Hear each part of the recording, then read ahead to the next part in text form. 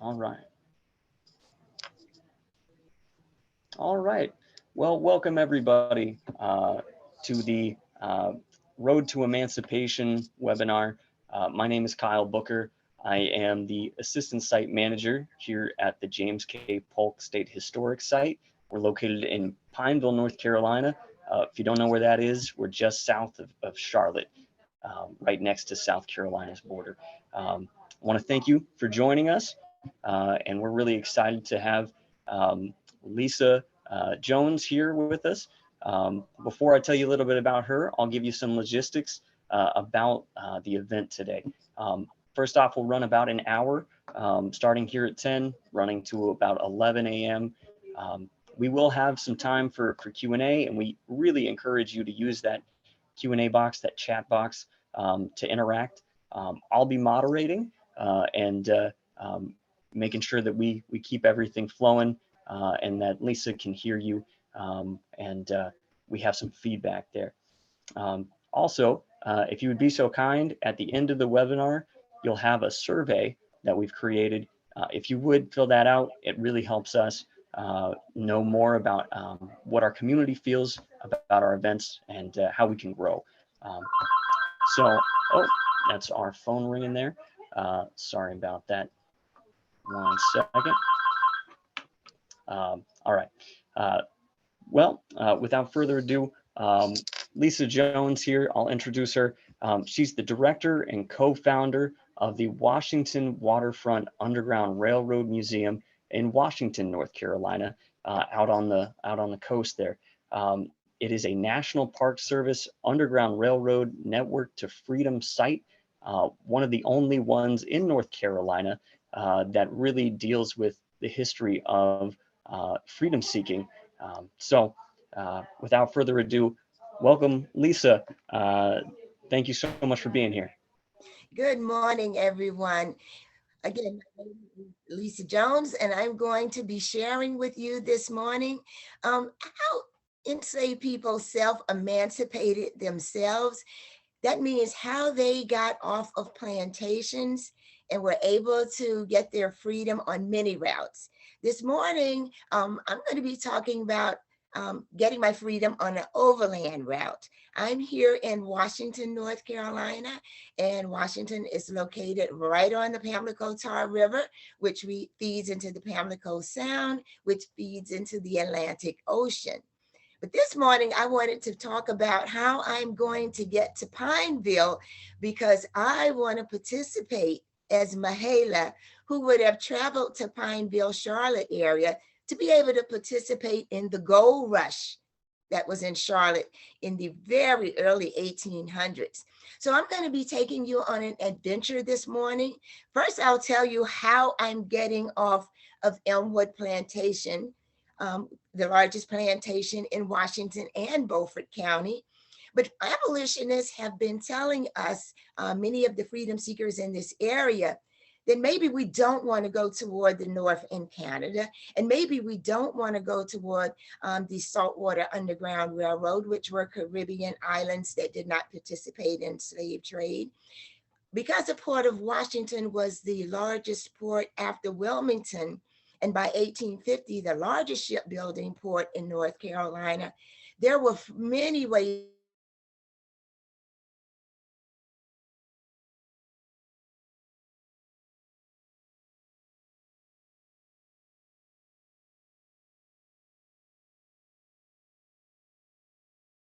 Pineville is located Leesa, I think we have lost you for a second there. Are we back? So sorry. Okay, That might have been on our end. All right. Sorry about that. okay. So I am going to show you how I'm going to be able to escape from the greater Washington area, getting my freedom by land. Again, from the Pamlico Tar River, I could have made it to the Atlantic Ocean, to states in the north, from north to Canada, south to Mexico, north to Mexico, south to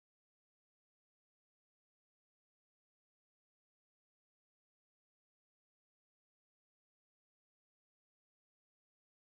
south to Mexico, north to Mexico, south to Mexico, north to Mexico, Ireland, Scotland, Germany, South America, But I want to get to Charlotte because I've heard wonderful things that are happening for enslaved people who are able to either make it to the Mule Trading Center, which was Charlotte, or the Charlotte Gold Rush. Abolitionists coming on the plantations would give me this information that they received from many blackjacks who again piloted those ships up and down the East Coast and specifically toward Wilmington and South Carolina. And now I know that I don't want to leave by ship. I want to leave on an underground route, which is going to take me a considerable amount of time. But I want to be able to get off that plantation and get my gold. I want to work in the gold mines because that was a great location for runaways or freedom seekers. And you were allowed to keep some of the gold dust. So here I am. Now I'm going to signal with singing to my baby to other freedom seekers that we need to start congregating in the area where we're going to escape from. So here's how I'm going to do that. Underground Railroad codes could be songs, they could be nursery rhymes, they could be food, they could be clothing, which is why I'm dressed like this today. But I want to signal to other freedom seekers, because we've been talking about leaving Washington, going towards Charlotte, that now is the time to make our move. We know that there's a specific place we're supposed to meet, but I can't just yell out, hey, come on, y'all, we're going to get ready to go now. So I'm going to put the code in a song, and there's a good chance you've heard this song. So to anyone else, I'm just singing to my baby here, but to everyone else, I'm signaling them what we need to do. So I just start singing. Rock-a-bye baby on the treetop. When the wind blows, the cradle will rock. When the bough breaks, the cradle will fall, and down will come baby, cradle and all. Now, to anyone else, I'm just singing to my baby. But if you're a freedom seeker and an abolitionist, you know what this means. So I'm going to read to you the words to this very familiar lullaby. And by the way, it was not written by freedom seekers. Enslaved people would hear these songs being sung in the plantation house or around the house. Sometimes they'd hear children singing these songs, and they knew, oh, we can make that work for us. So working with abolitionists and other freedom seekers, we just use the words in a song to signal to everybody else we need to get to moving. So I'll read to you exactly what these words would signal to another freedom seeker. Rock-a-bye baby on the treetop, meaning a rock, a safe place in a treetop where freedom seekers hide, waiting instructions on how to get to freedom. So freedom seekers who will be joining me on this route to get to Charlotte, to get to the gold mines, they're hiding nearby in treetops to remain undetected. Now the baby is the freedom seeker itself.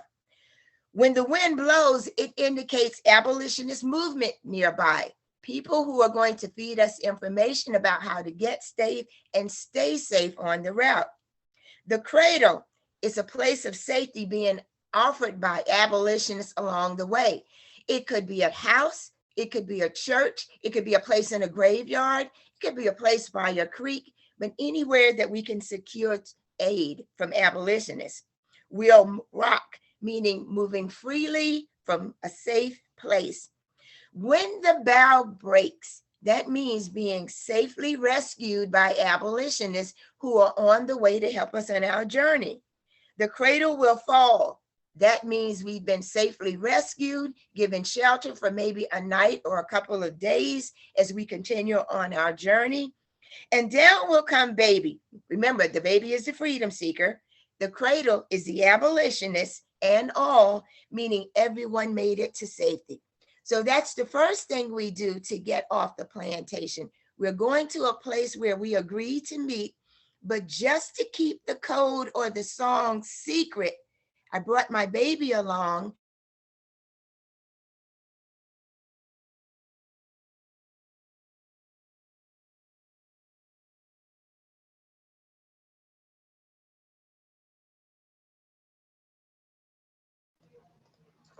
Lisa, we lost you again for just a second. I'm trying some things on my end to make sure. There we go. Sorry about that. We lost you for just 5 or 6 seconds there. Which is going to take us about 10 days. But on those overland routes, we've got to be extremely careful. By now, our plantation owner has probably alerted people that we've escaped. So we're going to have to be very, very careful in this journey to try to get to Charlotte and the gold mines. So the first thing we're going to do is make sure we leave enough signals, or the abolitionists leave enough signals to let us know, should we proceed any further or should we keep going? Along the way, we've asked them to give us certain codes, if it's a good idea to stay in place and hide, or should we keep going? I hope you can see these sunflowers. These sunflowers were grown on the plantation themselves. So freedom seekers would have brought some flowers with them. First of all, they are a high source of food. You can eat pretty much every part of this sunflower. You can toast the seeds. You can toast the seeds and make a peanut butter-like substance. You can press them for oil, or you can take the seeds and put them in wet cloth and sprout them and eat them like bean sprouts. You can use the yellow petals to eat. This is a plant at the end of the growing season. When we pulled it up from the ground, we could dry the roots and grind it into coffee or tea. So this plant has been very important to us. But we want to do something even more to secure our freedom. So we're going to use the sunflower as a signal. We want the abolitionists to tell us if it's safe to keep going or should we stay in place and hide. I hope you can see the big brown spot here. It's called an eye. That eye would indicate there are just too many people looking for us, to shelter in place, to hide, to find a place of refuge. We can even do that by hiding in a treetop, and I'll explain that to you later. We've also asked the abolitionists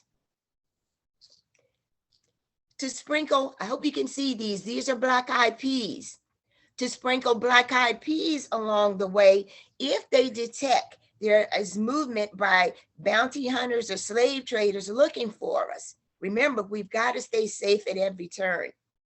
We haven't received any of those signals, but we are going to make sure that we take care and not leave any traces of us.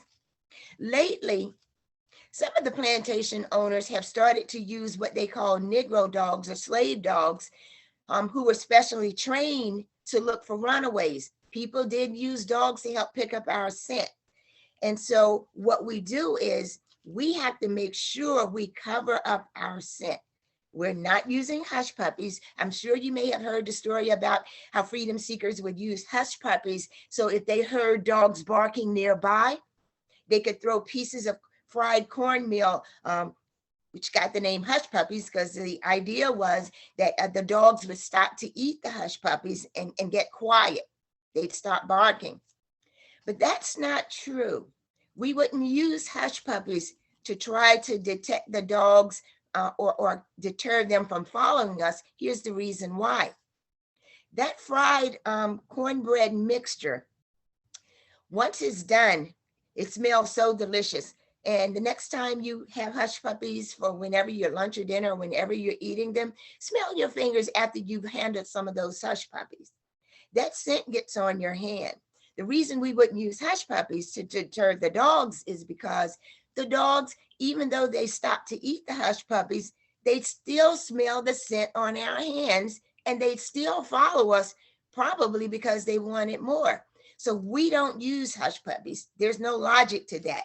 The dogs would follow us because they smell the scent and they want more food. Well, we do have ways of detecting or deterring dogs from finding us by hiding our body scent. One way we could do that is corn on the cob.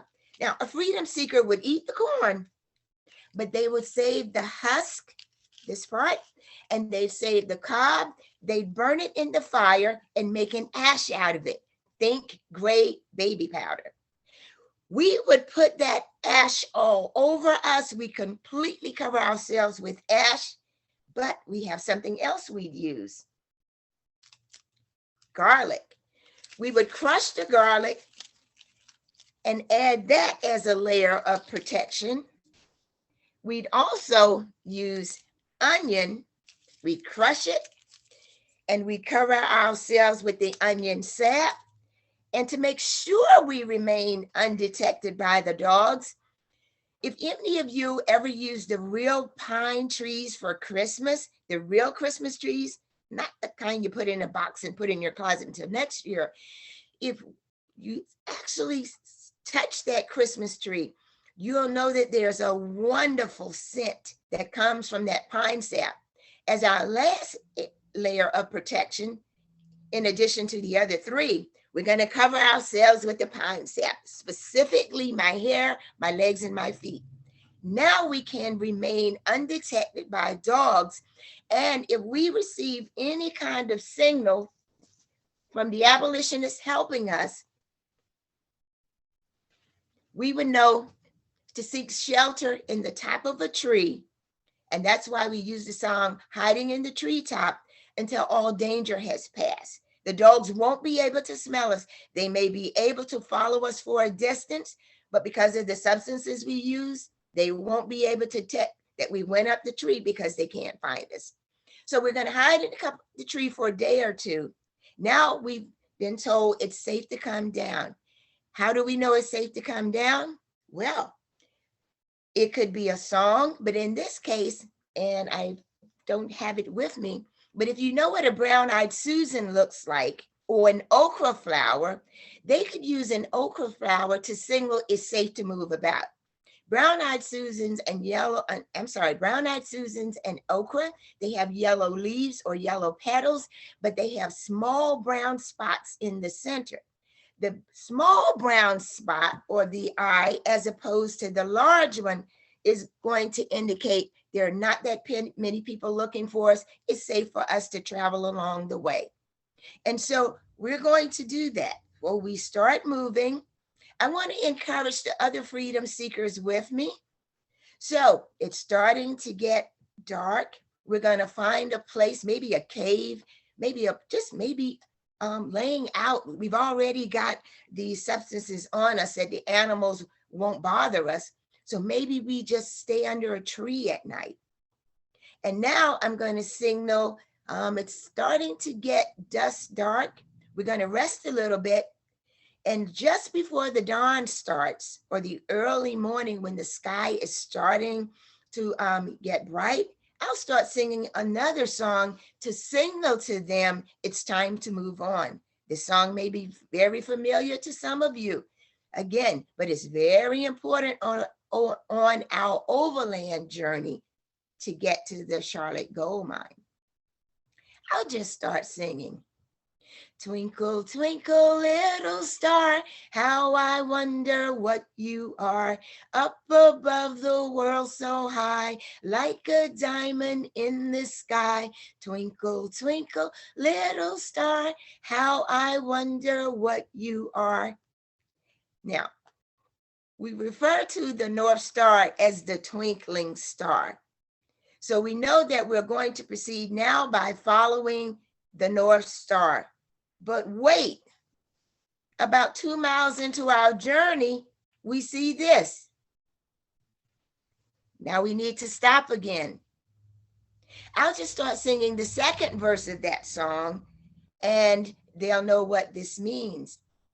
To the traveler in the dark, you show yourself as a tiny spark.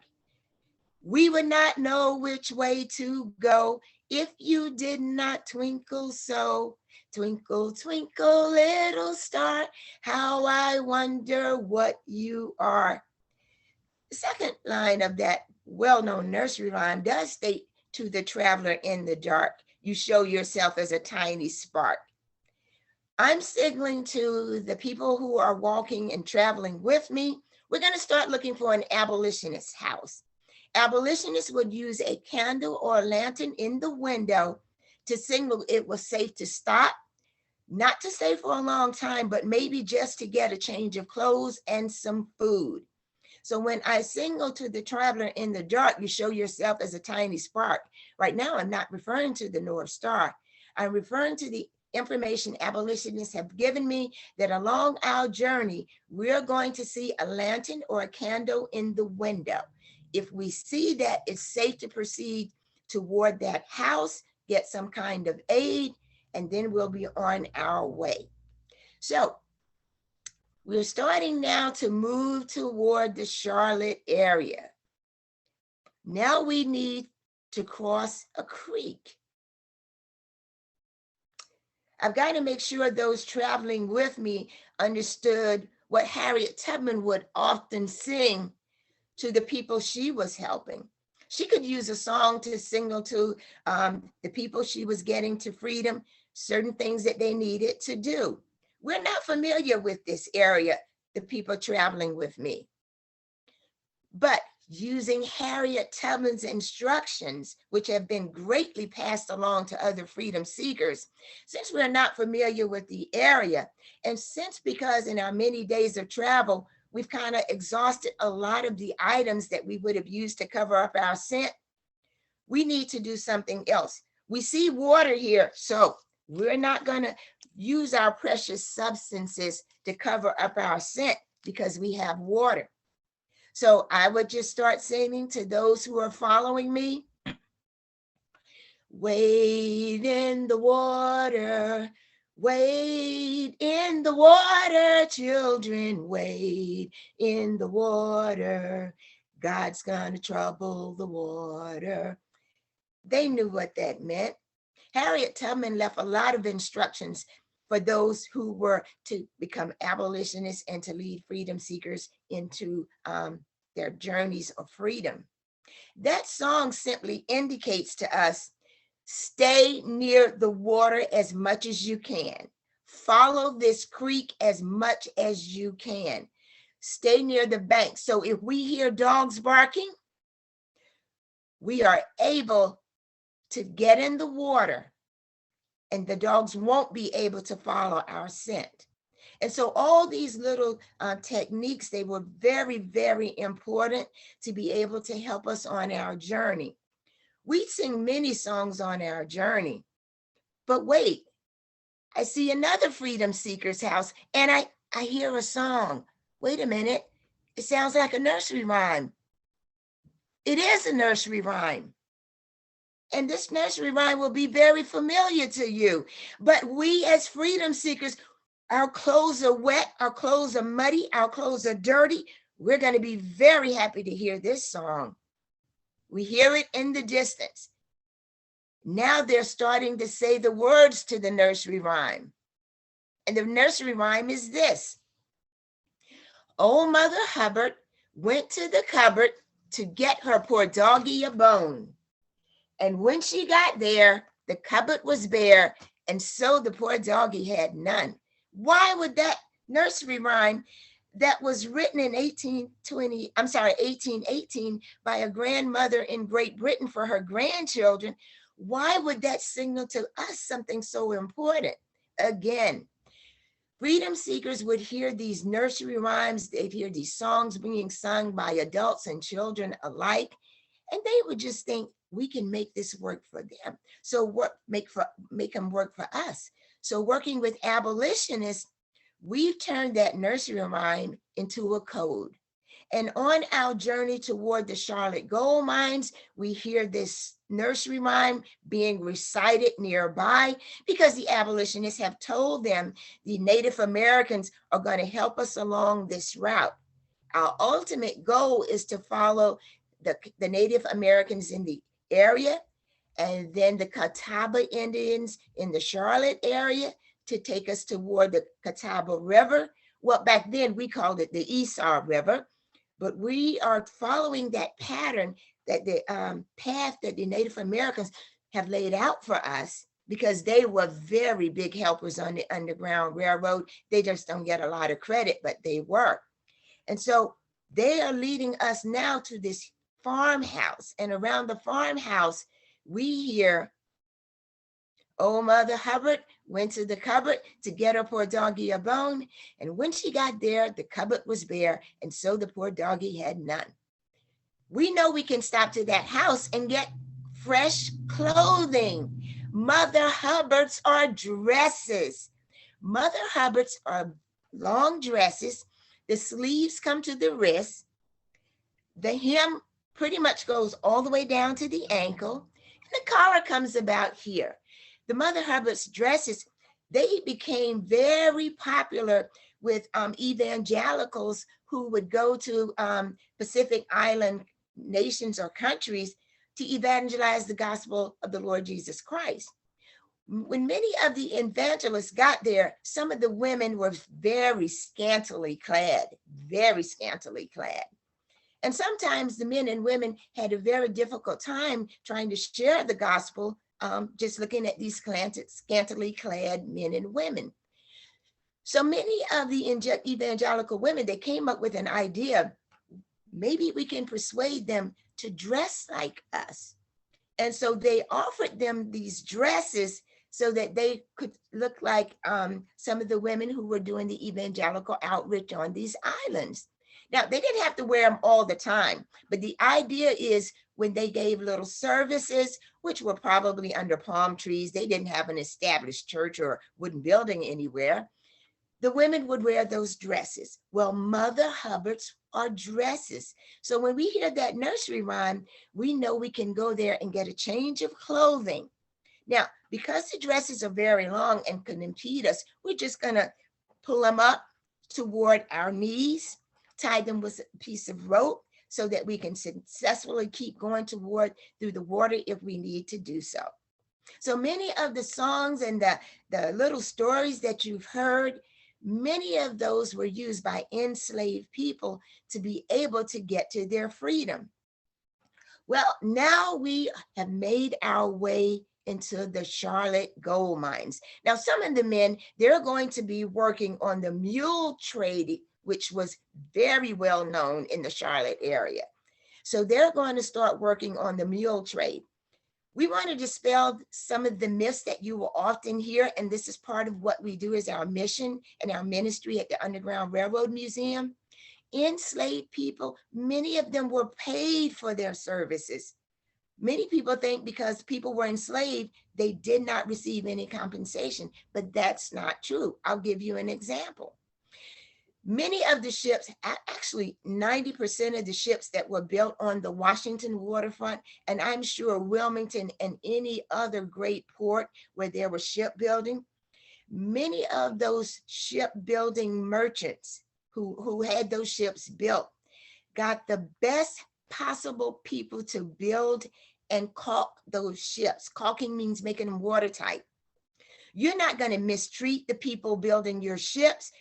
Matter of fact, you want to pay them very well, because if you don't, a little hole here, a little leak there, your ship is sunk before you get it to the Sound or before you can even get it to the ocean. So you're going to be very benevolent to the people who are trading for you, working for you, building for you, getting those mules to places where they could be sold. Those men were paid for their money. And as for working in the gold mines, that was a place of refuge for so many people here in North Carolina. You were welcome because gold mining was extremely difficult work. But people were accepting of Native Americans and Blacks in working some of those gold mines because it was tedious work. It was back-breaking labor. Guess who did most of the back-breaking labor? You got it. Native Americans and enslaved people. But once you got there, you found where you could actually get food, you could get shelter, and you got to keep some of the gold dust, which would have very discreetly been hid. So we've made it to the gold mines, and now I found where I could work. My job in the gold mine is to identify those little veins, which meant I had to go deep down in the ground with sometimes just a torch to be able to see those veins so that I could tell the men mining or chopping away where to start working. Some of the people with me, they got jobs maybe panning the gold under close surveillance. They weren't able to keep any of that.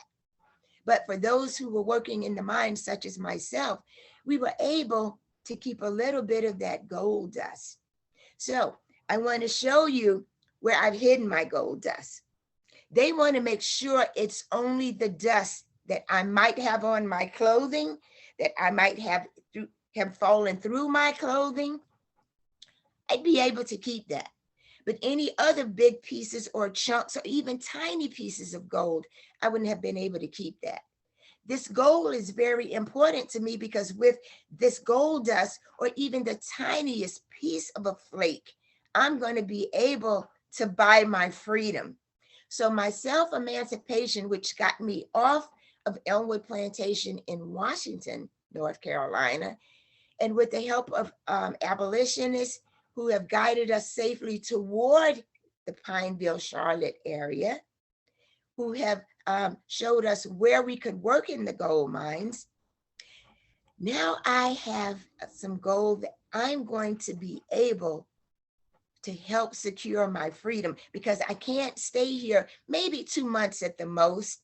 Once the word gets out that freedom seekers are now coming from all over to work in this gold mine, you'd better know it, that my owner and a lot more people who have lost their enslaved people to trying to get to Charlotte, they're going to come looking for us. They're going to post ads in newspapers. If you look in some of your Charlotte newspapers from about 1791 to about maybe 1830, you're going to see where a lot of enslaved people made their way to Charlotte to try to work in that gold mine. And you're going to see ads that said, well, let's use my name. Michaela has run away. She's escaped from my plantation in Beaufort County. She's making her way to the Charlotte gold mines.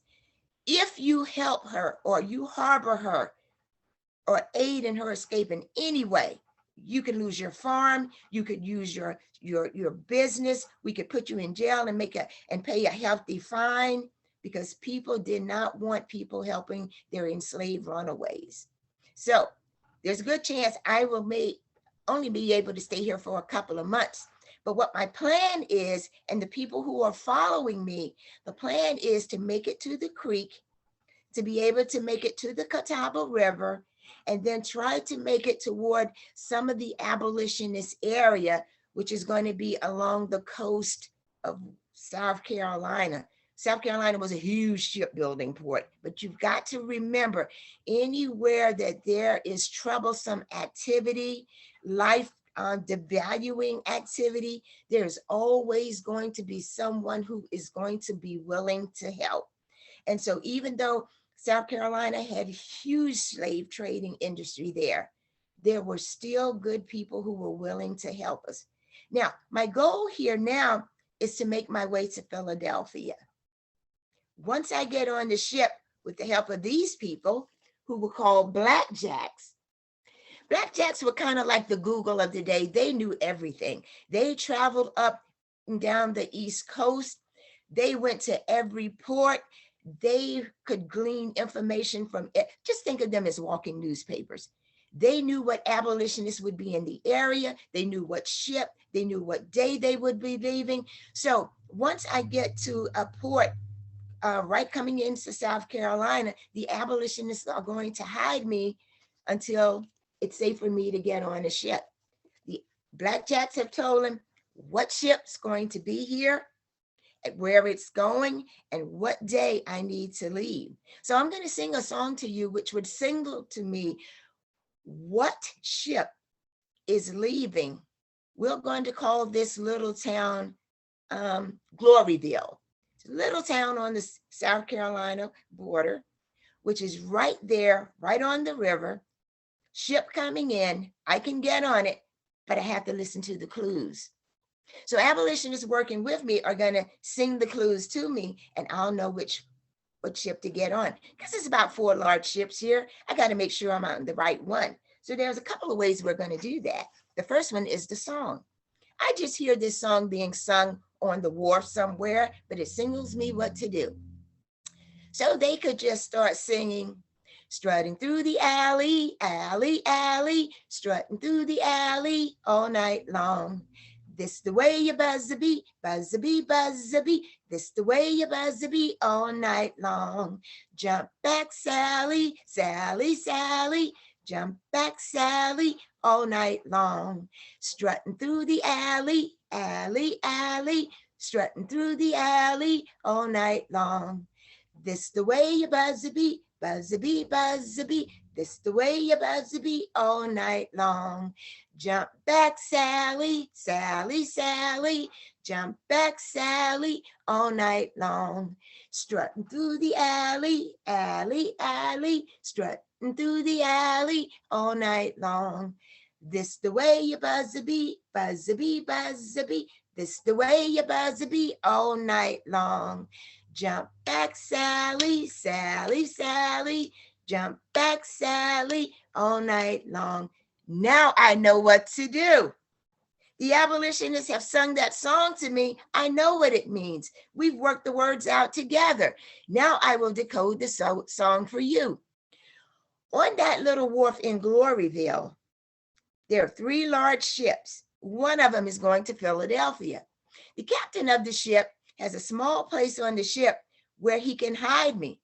But I can't just walk up to the ship and go, yo, yo, can I get on the ship? No, I need to make sure it's okay. So by the singing of that song or this,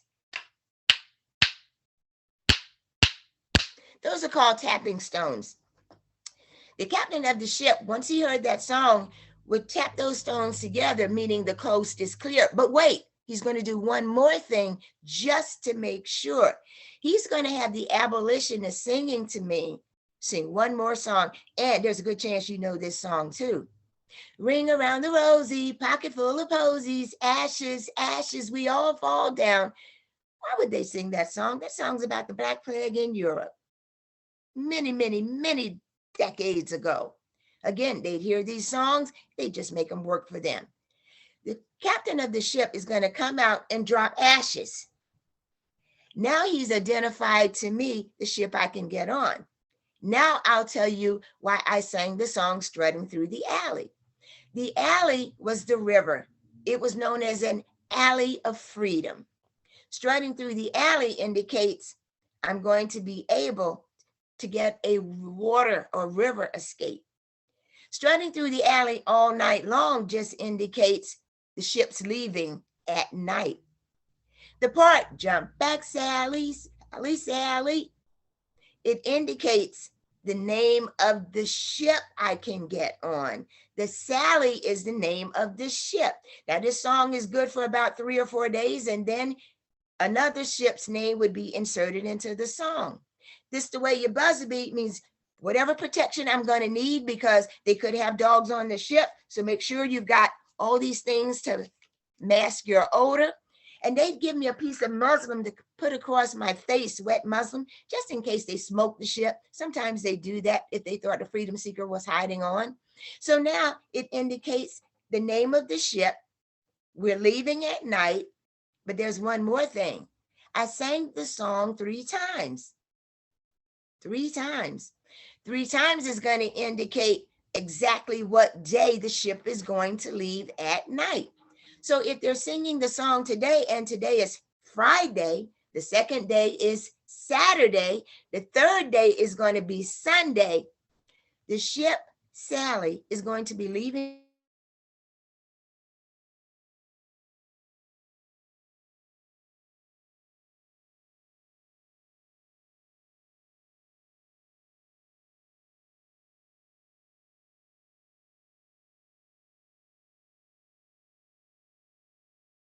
on one more thing. The captain on this ship, this abolitionist,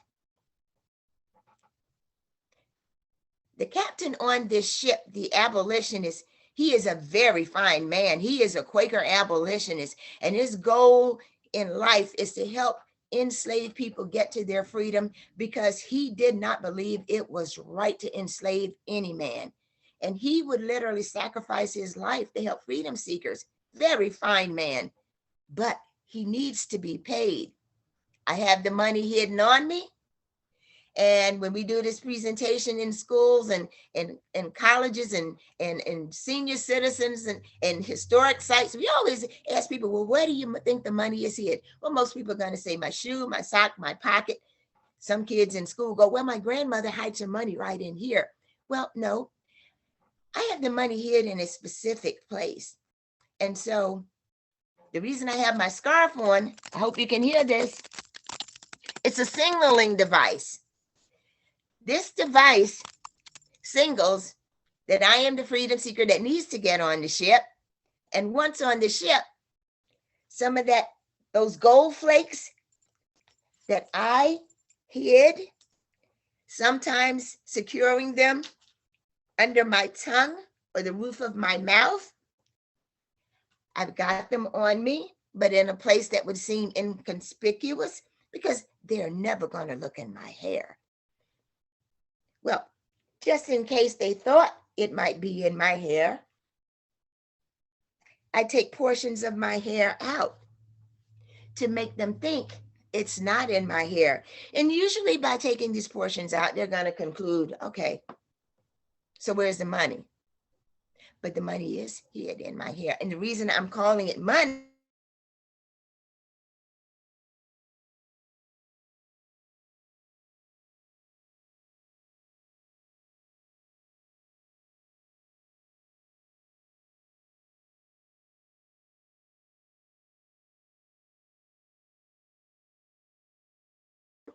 hidden in paper in my hair, which I will be able to get to the ship captain as money. I made it on the ship, and there's one more thing I'm going to do before I'm safely hid on the ship and make my way to Philadelphia. This is a piece of dried okra. Hope you can see it. I'm going to give this dried okra to the abolitionists that helped me to get on the ship.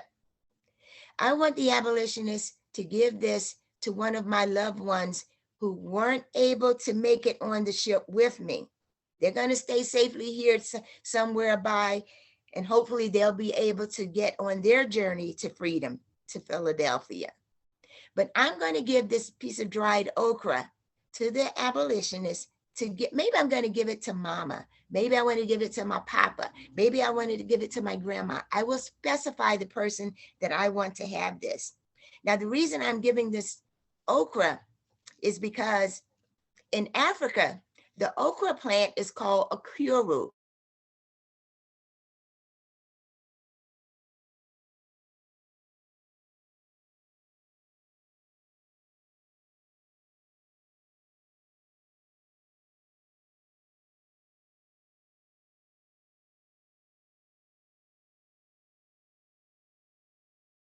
It came to mean I made it okay.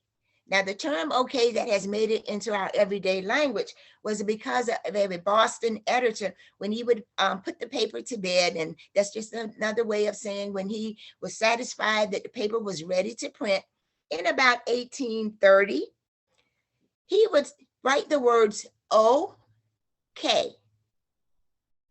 Now, what he really wrote was all, O-L-L, not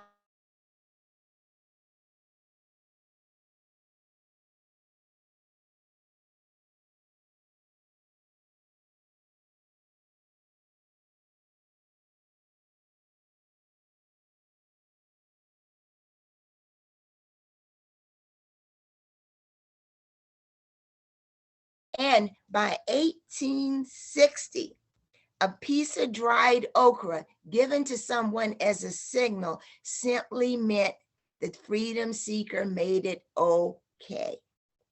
I hope to be able to come to the Polk Historic Site to do a living history presentation for you, where you can actually see the singing and the dancing with the rest of our volunteers who put the program together. You can learn more by just Googling Washington Waterfront Underground Railroad Museum. Unfortunately, our page was hacked last weekend, and we lost 6 years of content on that Washington Waterfront Underground Railroad Museum site. We started a brand new Facebook page, Washington Waterfront Underground Railroad Museum, but the content that was on the page that we accumulated, the stories, the narratives for 6 years, we've lost that content. It's going to be put back, but you just won't be able to see all that content. But there are so many places that you're going to be able to learn about the Underground Railroad, specifically in Washington, which really spoke of the ingenuity, the creativity of freedom seekers everywhere. And again, the Underground Railroad simply existed because there were people from all walks of life. It was an inclusive community where people were valued, people worked together. And if people could do that then by respecting the dignity and the life of other people, we can certainly learn a lot about the Underground Railroad, why it was needed, why it was functioned, how it made life better, because those are lessons that still apply to how we live today. All people needed to be treated with dignity and kindness and respect. And that essentially is what the Underground Railroad was. So I'm going to turn it over to Kyle now. So Kyle, if you have any questions or comment, I'd be happy to answer them the best that I can. Great. Thank you so much, Leesa. Wow, that was incredible. And you're absolutely right. Yeah. Being humane to one another and real really is a lasting legacy of the railroad. Yeah, we do have a few questions that have already come through. One attendee asks, were there enslaved people that told their masters what some songs meant and stopped some people from escaping? Absolutely. And any song that I tell you, any code, anything that I showed you today, any of the things I showed you, they have a shelf life of only about 3 days because people would have told what they meant.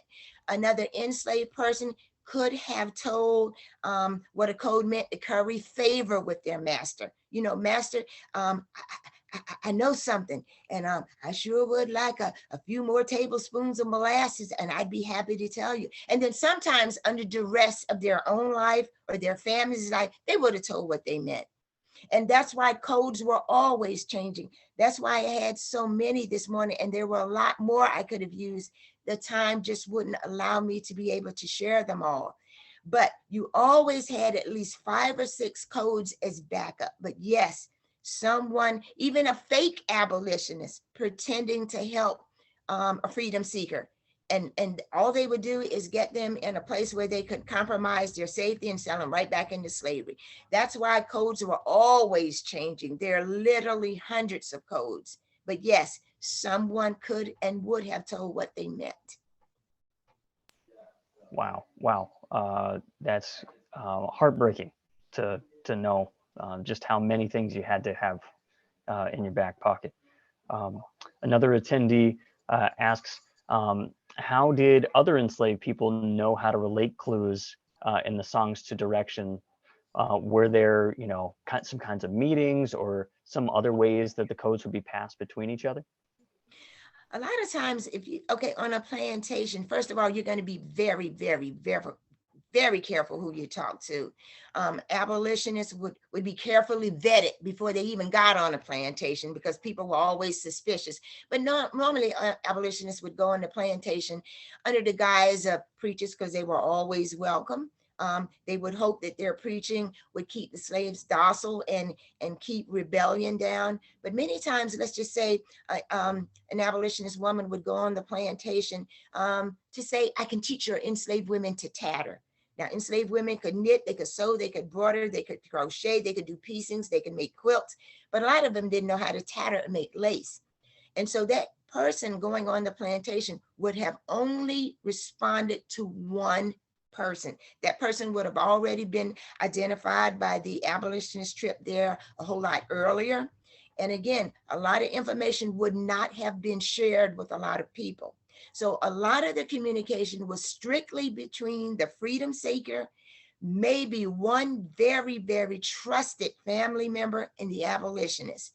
So these codes would not have been widely known or shared with anyone other than the people who are actually putting the freedom seeking attempt together. Yeah, I can imagine that has to be a very teeny tiny communication system. Otherwise, you find yourself trapped or stuck. Um, One of our own board members, Sarah Allen, asks, while they were running to safety, what would freedom seekers eat? She says she knows like berries and those kinds of things. But yeah, Lisa, what other kinds of things do you think would be on the menu? Um, just about everything you can imagine. Native Americans would tell them what plants they could eat. If they weren't familiar with them, because some of these plants didn't grow in Africa, they would tell them what kind of trees or herbs they could use for medicine. But many times they fish. They caught small animals.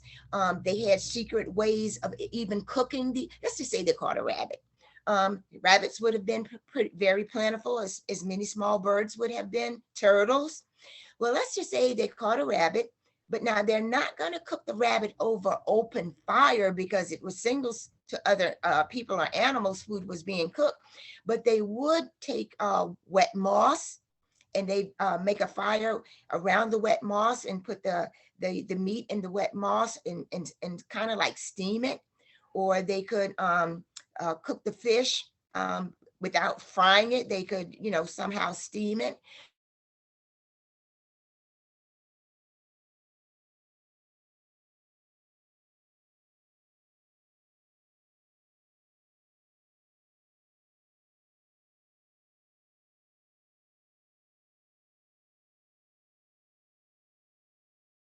Health food store.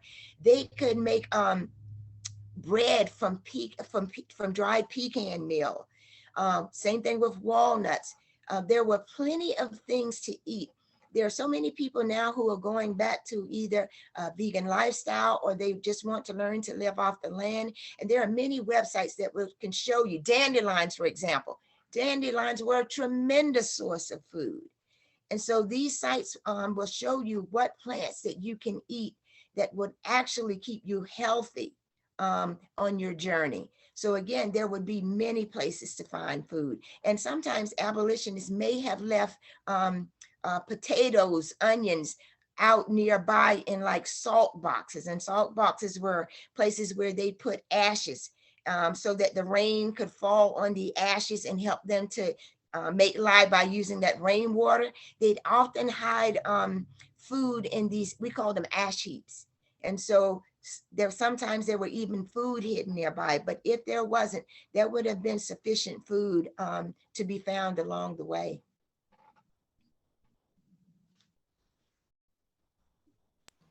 Wow. Yeah. Thank you, Lisa. Yeah, that's enlightening to know, especially the pecan meal bread. That sounds really interesting. Um, You can do a million things with pecans. Absolutely. right. Yeah. I'm in thinking about that and the things that they would have to take with them while freedom seeking.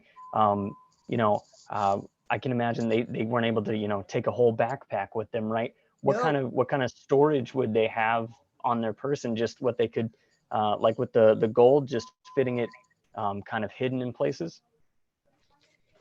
More than likely, a cloth bag like this. This probably would have been the only baggage that a freedom seeker would have used. It could be used as a bonnet. It could be used to put the baby in if I needed to use my hands for something other. But normally the clothes on their backs, until they could discard those clothes and get fresh clothing, you did not travel with a lot. You navigated through a lot of water, a lot of clothing is only going to impede your progress. So they did not travel with anything other than what they needed. But normally, it would have been a bag like this. Great, great. Well, thank you. Let me get one more question here. There's been a lot of discussion about connections between Israelites and enslaved people seeking freedom. Let me see through here, see if there's, yeah. Do you see connections between Israelite freedom seeking and enslaved freedom seeking? Absolutely. The only difference I see between the Israelites seeking freedom, many of the foods would have been ready for them. They ate manna along their journey. So there was a food that was readily available. They would have had animals, sheep, which they could have used for meat, the milk, the wool for clothing. In this instance, freedom seekers did not have those things available. However, there are many songs that kind of traveled over, like go down Moses, way down in Egypt land, tell old Pharaoh, let my people go. So there are a lot of those songs that were related to Israelite freedom seeking that made it into the songs that many people sing today. Harriet Tubman was known for singing those spirituals, but the coding would have been the same. Go down Moses, help from abolitionists, way down in Egypt land, bondage, slavery, specifically in the American South, Southeast. Tell old Pharaoh. Now you're not going to go to the plantation owner to tell him to let his people go, but there were many routes where there would have been taken to help self-emancipate those people. So many of the songs that were sung, they refer to the Israelites' journey to freedom, but they certainly were used in the American Southeast to be able to expedite messages and to be able to share what that journey was. Great, thank you. Yeah, a lot of people very interested in hearing about that connection. All right, let me see. One last question. Do you happen to know what the largest says escape that happened was? Do you know of any large scale freedom seeking attempts? The largest freedom seeking attempt I know occurred with an abolitionist. He was a Quaker. His name is Thomas Garrett. He lived in Wilmington, Delaware. By his own records, and people did not keep a lot of records back then. Dr. William Still and Mr. Thomas Garrett are the only people whose records I can really rely on in terms of large scale freedom seeking activity. So if you check out Dr. William Still books on the Underground Railroad, specifically volume 6, he chronicles by name and location where the freedom seeker was going and where they ended up. But there was a man, a Quaker man named Mr. Thomas Garrett. By his own records, he helped over 3,056 enslaved people get to freedom. So that was the largest migration that we know of. Again, people didn't keep records for their own safety and for the safety of the freedom seekers, but this is 2 men that did. And so by their own records, we're able to know where some of the largest groups of people would have been emancipated. Great, great. Yeah, well, thank you. Wow, 3,000. Oh my gosh, man. And yeah, Delaware nonetheless, way up there. That's incredible. You said that author, Dr. William Steele, is that what you said? He is the founder of the Organized Underground Railroad. And when I say the Organized Underground Railroad, he was the one who came up with secret abolitionist activity, training people how to be an abolitionist. He'd use railroad terminology because railroads had just started to crisscross the country at the time he started this abolitionist movement. He would use railroad term. Okay, I'll give you a quick example. Suppose you all were just standing nearby and you heard Dr. Williams Still say to me, tomorrow at the depot, we're going to have breakfast. We're going to have ham and eggs. Many of you were thinking, maybe I'm going to meet him for breakfast at 8 o'clock and we're just going to have a breakfast of ham and eggs. But that's not what Dr. Steele would meant. And because he organized the secret communication, he could have that conversation with me and you wouldn't have any idea. Now, here's what that communication meant. Tomorrow at the depot, which is not a train depot at all. He just picked up on railroad terminology to be able to discuss these things. Tomorrow at the depot, that could be by the river, it could be a graveyard, it could be a place in the woods, wherever we agreed to meet. That was the depot at 8 o'clock. We're going to have breakfast. Breakfast indicates a specific kind of meeting.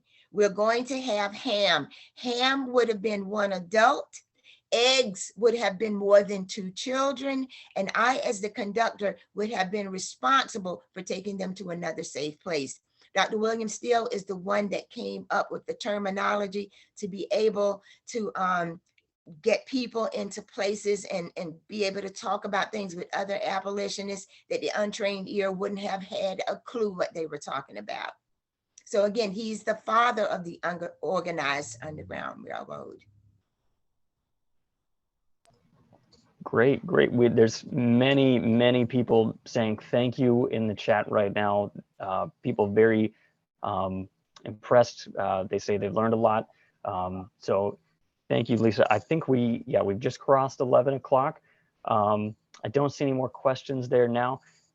Thank you so much for joining us, Leesa. It was a great presentation. We definitely look forward to having you out down here in Pineville in person.